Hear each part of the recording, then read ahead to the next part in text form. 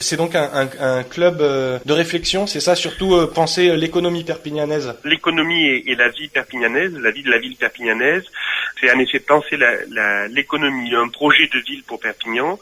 Et donc on s'est penché sur une série de sujets, on a parlé du commerce en centre-ville, de l'urbanisme de Perpignan, même des sujets sur la sécurité à Perpignan. Et bien sûr, on a parlé du tourisme parce que dans notre département, c'est quand même une des ressources économiques les plus importantes. Donc voilà, c'est un club qui rassemble des gens de droite et de gauche, à qui on ne demande pas ni une carte de parti, ni une appartenance politique ou philosophique. On leur demande de venir avec la volonté de contribuer à une réflexion sur le projet de vie. Avec des objectifs qui sont politiques pourtant.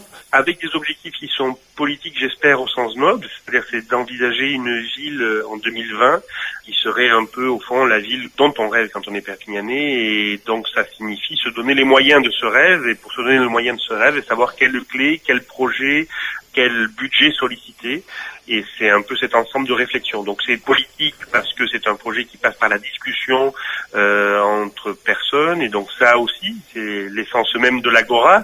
Ensuite, ça n'est pas forcément un projet politicien au sens où on fait pas une liste pour les municipales avec Perpignan 2020. On veut peser, on veut développer nos idées. Et comment peser vous-même, Romain Gros, vous serez colistier, c'est ça, d'un des candidats, le candidat UMP en l'occurrence? Alors, les choses ne sont pas finalisées. Si les choses étaient finalisées, on vous aurait donné des listes.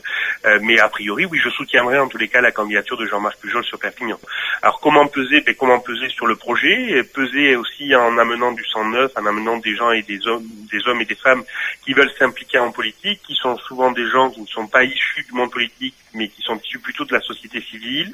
Donc voilà, comment peser. Qui est-ce qui se réunit, par exemple, au Club 20? Ce sont des chefs d'entreprise, des chefs d'entreprise, des gens, des professeurs d'université, des enseignants, des médecins, des professions libérales. Voilà, il y a un peu des fonctionnaires, un peu de tout secteur confondu, des retraités, des gens qui ont envie de s'impliquer dans leur vie. Alors, à chaque réunion, on est à peu près à 150 personnes qui participent chaque mois à des réflexions qui sont l'éducation, le tourisme, l'économie, le commerce, le marketing territorial, l'urbanisme, la circulation en ville.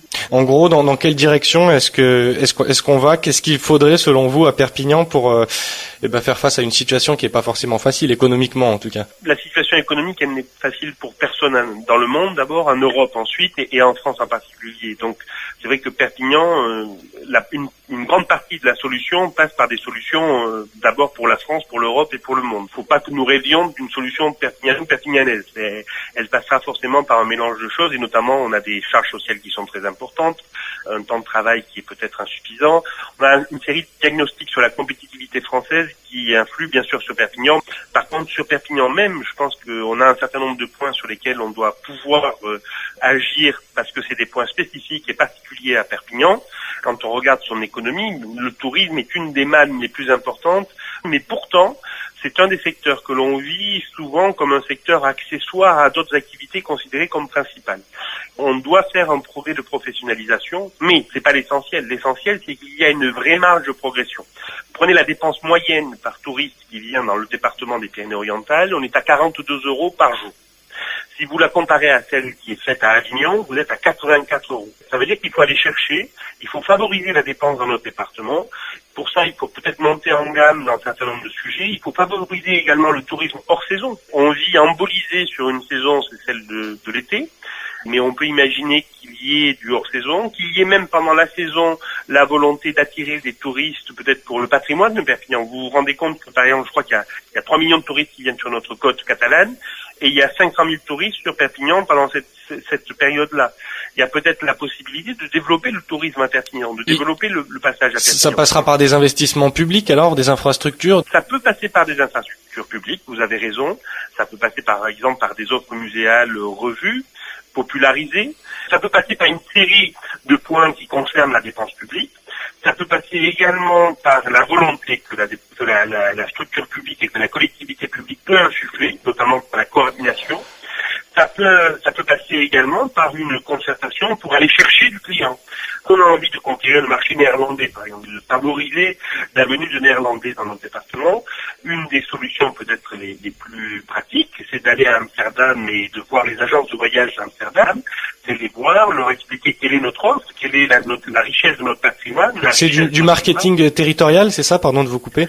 C'est du marketing territorial et de la prospection. Vous avez 1000 fois raison. Est-ce qu'on aura peut-être une liste de ces recommandations ou des conclusions? Oui, nous allons sortir les cahiers de Perpignan 2020, composés d'une série de notes de synthèse sur chacun des sujets, dans le tourisme en particulier, parce que c'est un secteur qui est fondamental, parce que au fond, c'est le secteur où, quand il y a plus de chiffre d'affaires, ce chiffre d'affaires reste sur notre territoire départemental. Parce que ce sont souvent des PME, des TPE familiales, de Perpignanais, de gens des Pyrénées-Orientales, et cet argent, il est redépensé sur le territoire.